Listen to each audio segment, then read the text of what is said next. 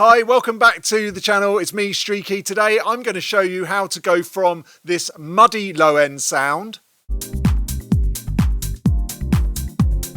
to this lovely, clear and punchy low end sound.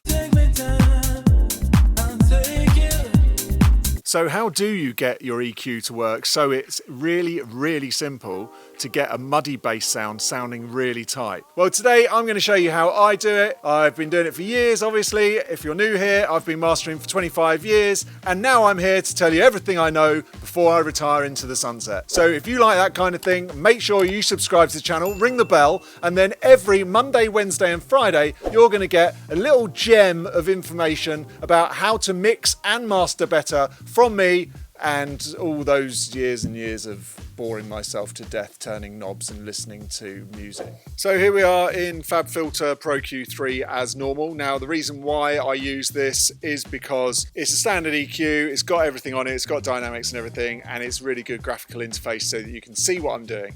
But this trick I'm about to show you, basically you can use it in any EQ. It doesn't really matter that you use this.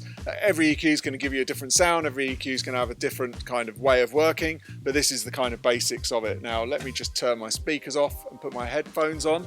I don't normally master in headphones, but you know, it'll get feedback and it'll be a dreadful sound and you won't be able to hear my lovely, gorgeous voice. So I'll turn the speakers off, I'm on headphones, and I'll show you this trick. Now, muddy bass is this kind of thick sound. If you don't know what that is, it's kind of a thick sound in the low end, kind of around where you would hear the sort of bass, the lower kind of synths, stuff like that. It's any frequencies between around 100 and 400. So that's kind of where you're looking at for muddy bass. So let me just show you how I go about getting rid of that. I do this a lot because a lot of people have a lot of muddy bass going on. Now I've got a track here. Let's have a quick listen to it.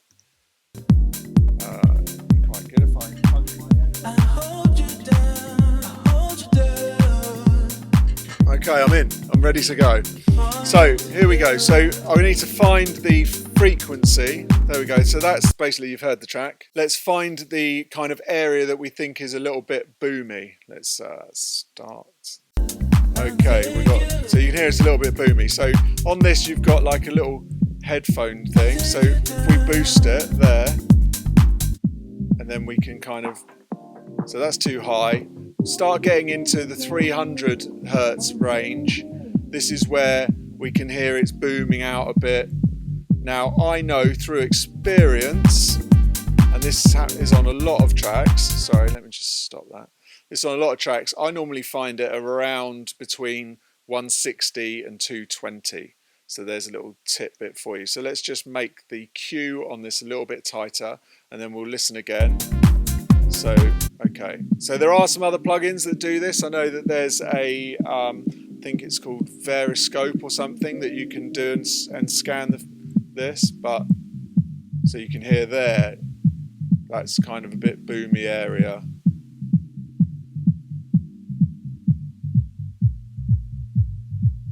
So I always go around 160-ish.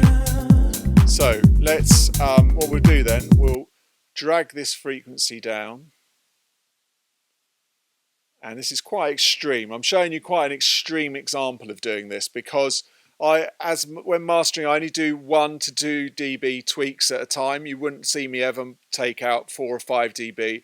But because of the algorithm on YouTube, you won't be able to hear it. Once it's changed, you won't hear it as much. And talking of the algorithm, now, if you like this kind of video, make sure you hit the like thumb below, thumb it up, because that helps me get more people to see this kind of video, encourages me to do some more. So if you want to help me out, please press the like button. If you haven't subscribed and you're watching as a non-subscriber, I know that a lot of you do, then make sure you subscribe to that too. So now let's press play and hear how this sounds with this coming out. Okay, let me keep it in bypass.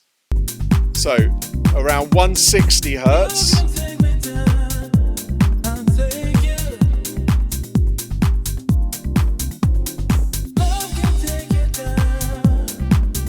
You hear it's all boxy and muddy. Now if we drop this out, it really cleans up that low end. Let's just go back to there.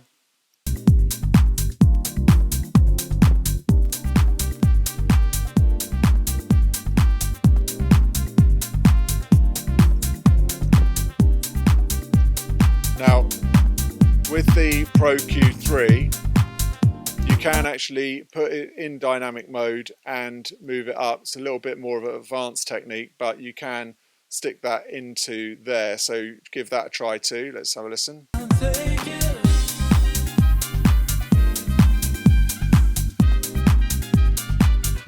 So it'll only come in then when that muddiness is there, which is a nice trick.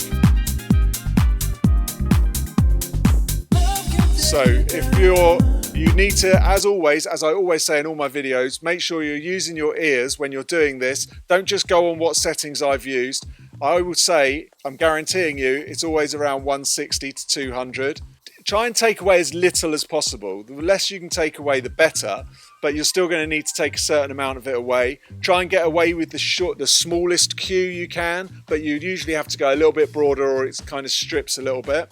You can watch my video on subtractive EQ that I did a couple of weeks ago, so I'll link that above. But here, this subtractive EQ for the muddiness, it's a really good trick. When you do this on a lot of stuff and then you start doing some other tricks that I show you and join them together, you can get some really smacking low end on your mix bus or in mastering. So give this a try and you'll be amazed with how much it cleans up the low end.